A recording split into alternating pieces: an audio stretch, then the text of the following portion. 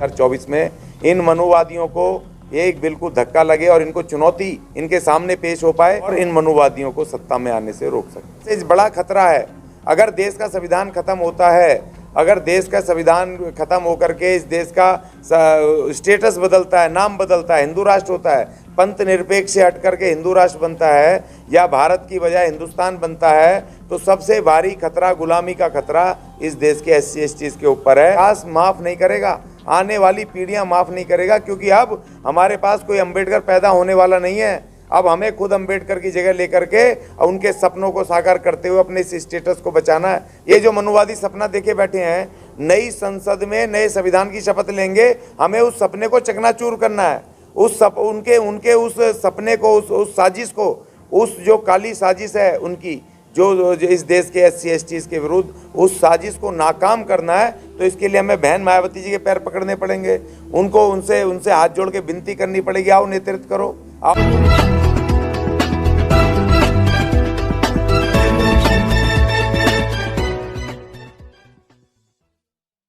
जो बड़ा खतरा सामने है भारत के संविधान को ख़त्म करने का और भारत के स्टेटस को बदलने का, ये जो सबसे दो बड़े खतरे हमारे सामने हैं, तो इसमें हमारी गुलामी सामने खड़ी है। SC ST के सभी, चाहे छोटे राजनीतिक दल हों, चाहे बड़े राजनीतिक दल हों, चाहे छोटे सामाजिक संगठन हों, चाहे बड़े हों, चाहे बुद्धिजीवी हों, चाहे इंडिपेंडेंट लोग हों, जो भी सक्रिय हैं समाज में, राजनीति में या सामाजिक तौर पर, उन तमाम लोगों को सामने आना पड़ेगा खुल के। अब उन लोगों के साथ आप काम नहीं कर सकते जो लोग आपका वोट लेते रहे अभी तक, और वो लोग आपके खिलाफ काम करते रहे। अब आपको उनको छोड़ना होगा, और अब आप SC ST की एकता बनानी पड़ेगी। हम ये नहीं कह रहे कि उनको बिल्कुल छोड़ दो या उनके अधिकार ख़त्म कर दो या उनको साथ मत लो। हम ये कह रहे हैं पहले SC ST की व्यापक एकता बना करके, और उनको भी जब गठबंधन में शामिल करो, बिल्कुल करो, लेकिन एक कॉमन मिनिमम प्रोग्राम साइन कराओ, एफिडेविट साइन कराओ, और उस एफिडेविट में सबसे पहले यही लिखा होना चाहिए कि भाई अगर आप हमारे साथ गठबंधन में मिलकर काम करोगे तो आप भारत के संविधान को मानोगे, भारत के स्टेटस को, भारत अर्थात इंडिया के नाम को आप एक्सेप्ट करोगे, भारत का जो स्टेटस है, जो पंथ निरपेक्ष स्टेटस है, उसको मानोगे, और भारत के संविधान को लागू करने में हमारी मदद करोगे, हमारे साथ काम करोगे। तो ये एफिडेविट उनसे लेना है जिनके साथ हम मिलकर के काम करें, या जिनको हम कहें कि भाई हमारे लोगों को इनको वोट करो या इनकी सपोर्ट करो। तो हम ये नहीं कह रहे कि खाली SC ST, लेकिन पहले SC ST की एकता कायम होनी बहुत ज़रूरी है राजनीतिक रूप से, जिससे कि हमारा दखल, SC ST का इंडिपेंडेंट दखल भारत की राजनीति में हो, और 2024 में इन मनुवादियों को एक बिल्कुल धक्का लगे और इनको चुनौती इनके सामने पेश हो पाए, और हमारे लोगों को, हमारे वोटरों को, SC ST के वोटरों को एक विकल्प मिल पाए, जिससे कि वो आगे काम उसमें अपना वोट कर सकें और इन मनुवादियों को सत्ता में आने से रोक सकें। बार बार ये बात कही जाती है कि 85%, लेकिन हमने देखा कि चाहे कितने भी आंदोलन या पॉलिटिकल इलेक्शन की बात हो, 85% दिखाई नहीं देता। दिखाई देता है 1 या 2-3 जातियाँ, उसके अलावा कोई दिखाई नहीं देता। सिर्फ ये जुमला सा बन गया है, जैसे नरेंद्र मोदी जी का 15 लाख का जुमला है, वैसे 85% भी आप लोगों ने एक जुमला बनाया हुआ है। नहीं, देखिए जुमला नहीं है तो बाबा, ये तो हमारे मान्यवर कांसीराम जी ने जो ये नारा दिया था 85-15 का, और उन्होंने साकार करके बताया। और ऐसे नहीं, 4 बार अगर सरकार बनी उत्तर प्रदेश में, तो वो उस नारे की वजह से ही बनी। और उसके बाद जो इतने सारे वहाँ सांसद भी बने, राज्यसभा सांसद, लोकसभा सांसद, मंत्री भी बने, संतरी भी बने, वो ऐसे थोड़ी बन गए, उस नारे की बदौलत बने। लेकिन बाद में जब उस नारे का उल्लंघन हुआ और संगठनकर्ताओं ने उस नारे का उल्लंघन करके जिन 15% के विरुद्ध वो नारा था, उन 15% को आप वेलकम करके संगठन में रख लोगे, तो फिर वो नारा जो है जुमला अपने आप बन गया। तो इसीलिए अभी हमें जो हम 15% का, हम 85-15 की लड़ाई की बात ही नहीं कर रहे हैं। हम तो SC ST की राजनीतिक एकता की बात कर रहे हैं।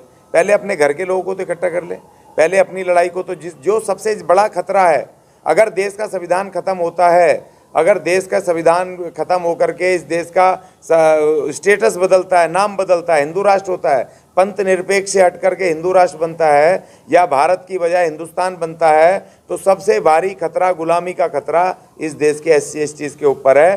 तो जिनके ऊपर सबसे ज़्यादा खतरा है, पहले उनको तो एक होना पड़ेगा, पहले उनको तो पता चल जाए भाई तुम खतरे में हो। अब जनता कितना माने ना माने, पहले तो नेताओं को मानना पड़ेगा।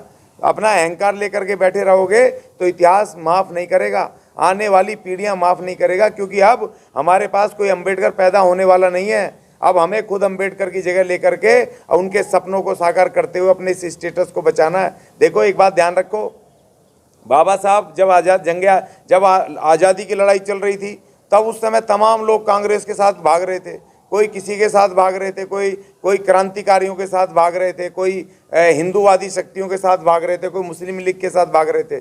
बाबा साहब अकेले थे जो अछूतों की, अनटचेबल्स की लड़ाई अलग चला रहे थे, उनकी आज़ादी, उनके अधिकार की लड़ाई। और अगर वो भी कांग्रेस में मिल जाते तो क्या बाबा साहब को संविधान सभा में जाने का इंडिपेंडेंट उनको वो प्रतिनिधित्व मिल पाता? क्या वो संविधान की स्टीयरिंग, उसकी ड्राफ्टिंग कमेटी के चेयरमैन बन पाते? क्या उनको वहाँ गोलमेज सम्मेलन में अंग्रेज उनको अछूतों के प्रतिनिधि के रूप में बुलाते?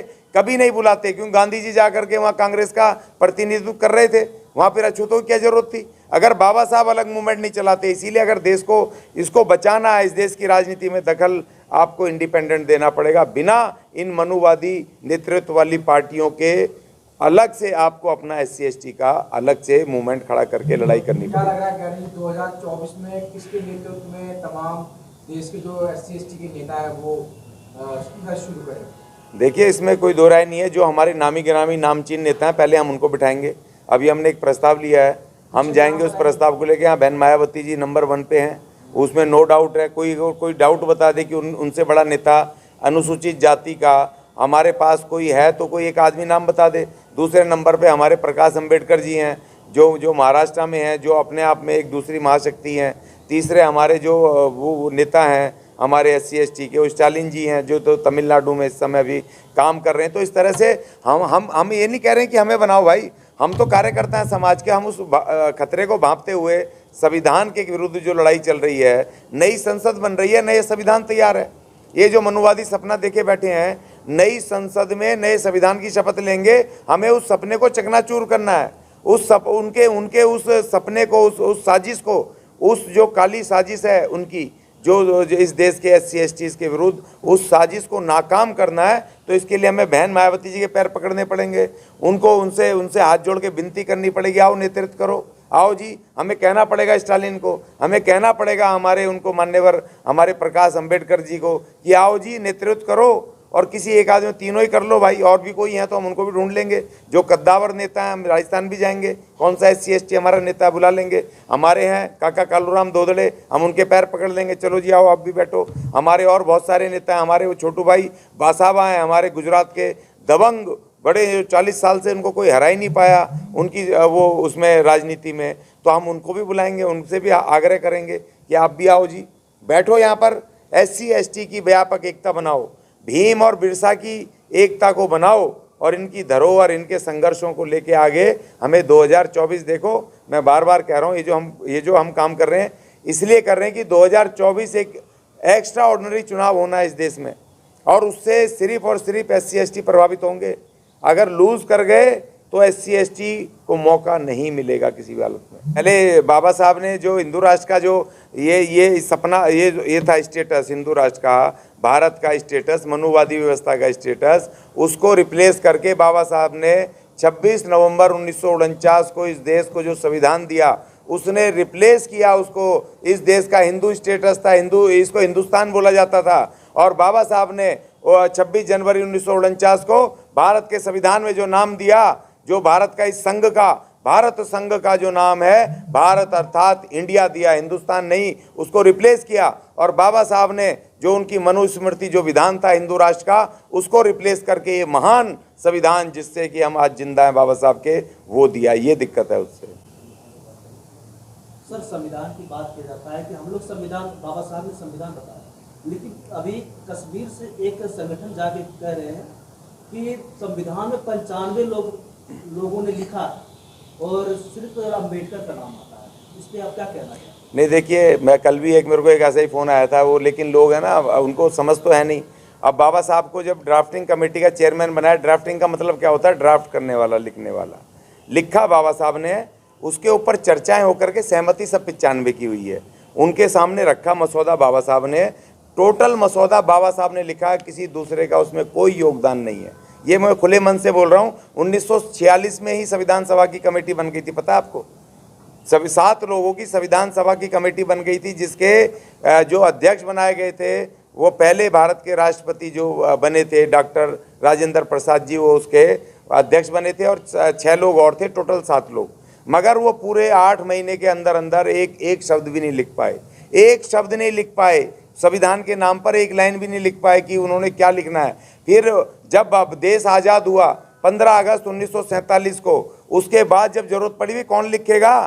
कोई, किसी को लिखना ही नहीं आता। वो बेकार हो गई वो 7 लोगों की कमेटी। फिर उसके बाद ये कांग्रेस, नेहरू जी और ये पटेल साहब, इन सब ने रिक्वेस्ट की। फिर 22 अगस्त 1947 को बाबा साहब डॉक्टर भीमराव अंबेडकर को ये लेकर के आए, और उसमें जो कमेटी बनी थी जो संविधान सभा की, उस कमेटी में एक ड्राफ्टिंग कमेटी बनाई गई, और उस ड्राफ्टिंग कमेटी के एकमात्र बाबा साहब को एक छत्र उसका ड्राफ्टिंग कमेटी का चेयरमैन बनाया। ये तो मूर्ख भी जान लेगा, ड्राफ्टिंग का मतलब होता है लिखना। और वो टोटल मसौदा बाबा साहब ने तैयार किया, अकेले तैयार किया है। कोई भी बुला लो जिनका जो जितना भी विद्वान है, जितना भी जानकार है। और बड़े बड़े तुर्रम खान बोलते हैं कि बाबा साहब से पढ़ा लिखा उस पूरी संविधान में उसकी उनकी नोक के बराबर भी कोई नहीं था। और पूरी दुनिया में, यूरोप में सिंबल ऑफ वो नॉलेज थोड़ी ऐसी बाबा साहब को बोला जाता है। तो डॉक्टर अंबेडकर, जिसके पास 3 PhD, जिन्होंने की लॉ में, कानून में, बार एट लॉ करके PhD की, उसमें जिनकी अर्थशास्त्र में PhD, जिनकी इस तरह से 3 PhD जिन्होंने विदेशों में की अपने हाथ से, तो उस आदमी को कोई दूसरा बताएगा क्या? बाबा साहब ने। अब मान लो मैं लिख के आपको कुछ दे दूं, लिखना ही तो मेन होता है। लिखने के बाद तो आप, मैं दे दूं तो आप कहोगे कॉमा टेढ़ा हो गया, मात्रा उल्टी हो गई, इसको डंडे को सीधा कर दो, ये लाइन टेढ़ी हो गई। भाई लिखने के बाद तो दुनिया चौधरी बन जाती है। पहला होता है लिखना, मसौदा लिखना अपने आप में मुख्य बात होती है। तो बाबा साहब एकमात्र हैं जिन्होंने पूरा मसौदा, 6000 से ज़्यादा अनुबंध लिखे, जिन पे चर्चाएं हुई, और उसके बाद 395 आर्टिकल्स सेलेक्ट हुए, और पूरे उसमें जो सभा थी उसने उसको माना, सबके साइन है। ड्राफ्ट अकेले बाबा साहब ने किया है, ये मैं खुले मन से कह रहा हूँ।